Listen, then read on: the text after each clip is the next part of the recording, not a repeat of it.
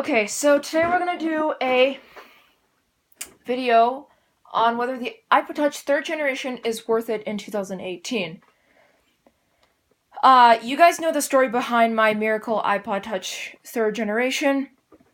It was the one that hasn't been working for 4 years and has just rebooted in June 28th, so the last day of school. For me, at least, it was. Anyways, guys, so let's get on to the review. So the iPod Touch 3rd generation was released on October of 2009. I believe the first iOS version it supported was 3.1. Someone correct me in the comment section below. It's very thin, but I guess I'd say a little thicker compared to the iPod Touch 5th or 6th. It's got no front-facing or back-facing camera, so there's no camera at all, but there's been no, I'd say the first half of the iPod Touch line had no camera, because starting from the iPod Touch 4th generation, there was a camera. I do know of some 5th generations where I think it's missing a front-facing camera? I can't remember, but it's not completely missing a camera, it's missing either the front-facing camera or the back-facing camera. I think it's the front-facing camera, but I can't remember. So I think there are 5th generations with no front-facing camera, and then there's 5th generations with both cameras. But so the 3rd generation, so this iPod is actually the last iPod to have no camera. The power button is on the left, top left. The power button's on the top left, and it's been there for 4 generations. The headphone jack is on the bottom right, sorry. I think that's been there for 3 or 4 generations.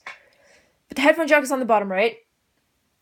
And it's got a 30-pin charging port, which you cannot see as of now because this thing is connected. This thing is actually charging. I was just watching a video, and then it blacked out for a second. I'm like, oh, okay. So I plugged it in and immediately booted up. So it was a quick recovery. So they've used this uses a 30-pin adapter, and any device before 2012 has used a 30-pin adapter. So Apple was shifted to the Lightning cable on the 5th generation iPod Touch. Internal specs, and I'd say I can't really take it out of its rubber casing right now, but basically, it's got a 3.5-inch display, which isn't even the best display in terms of now, because this doesn't even have a Retina display. But the screen is also pretty small. And another thing, the back is a little, I guess, slanted over like most old devices are. So internal specs,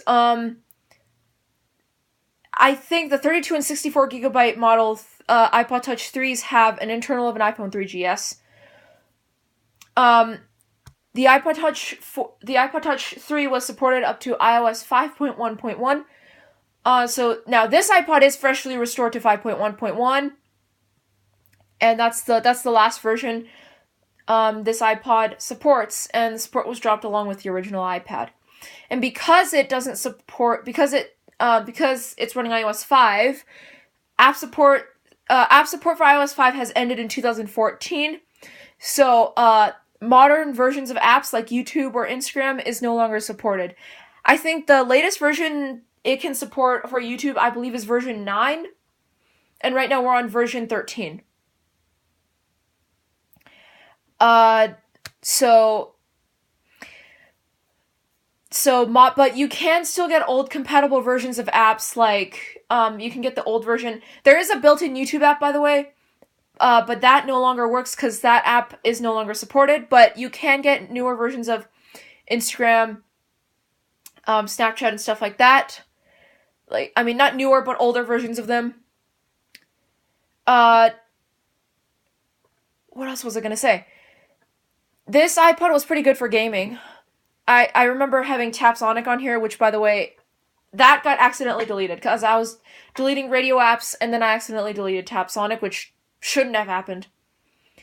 So, anyways, I'm going to show you guys something pretty Another thing is you can use this device as a music player. The only problem with this is the speaker is so terrible on loud volume. I'll show you what I mean. Okay, hold on. I'll show you what I mean. But now I like to turn voiceover off for the. Voiceover on. 11:06. Charging device battery. Slide to unlock. Voiceover off. I like to turn voiceover off for the slide to unlock thing because I really love the Game center. really love the Safari. slide to unlock. I really love sliding. Track position. Video. Previous track. Play. Video. Scale video. Track position. 3.0 seconds. Scale video. Previous play. Button. Speech off. So let me actually unplug it and I'll show you how bad this sounds.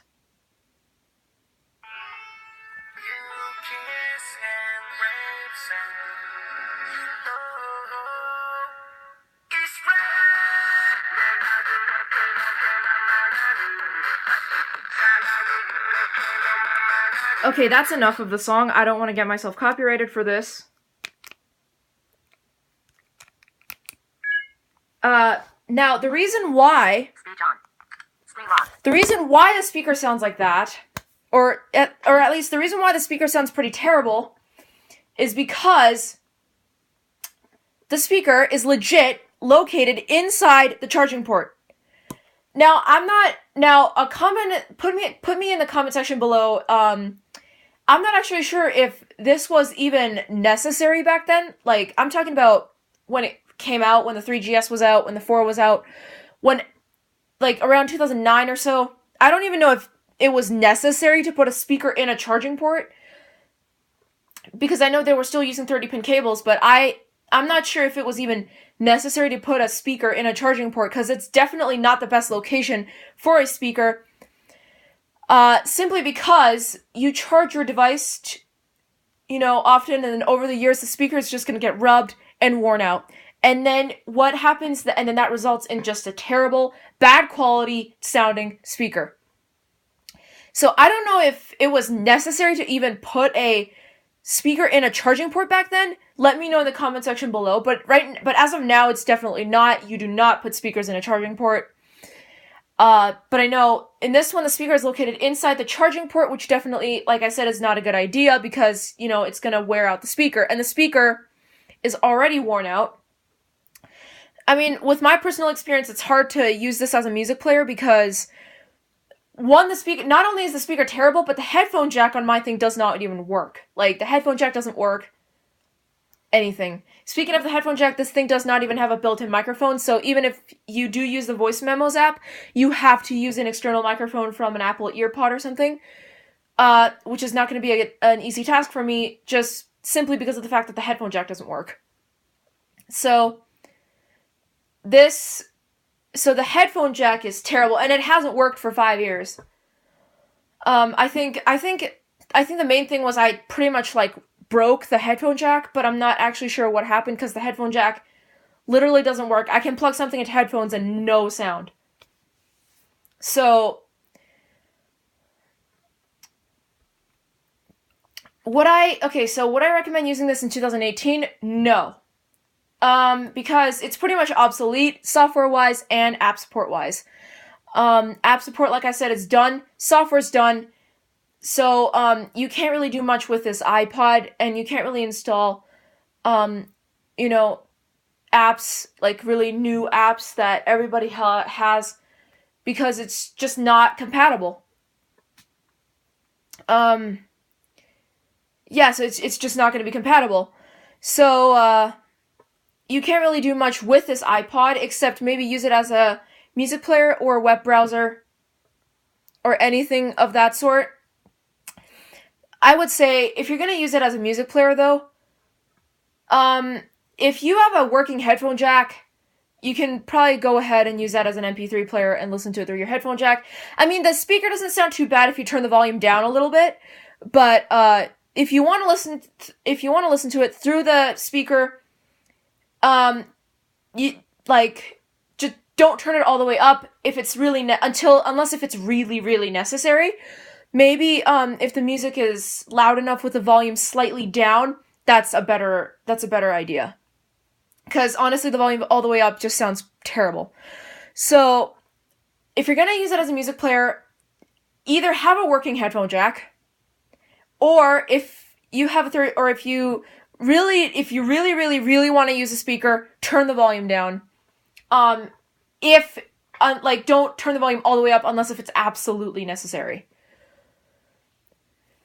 So again, I wouldn't recommend going out and getting one of these for yourself, but if you already have one and you want to use it for nostalgic purposes or just a regular MP3 player on your desk, that's basically a good option. But using it as a daily device, it's pretty much unnecessary because, support's done and everything's done. So as a daily device, I'd say no, but if you were to use it as a desk device or something of such like a music player to kind of just calm your day or, just make you smile, go ahead. It's definitely worth it.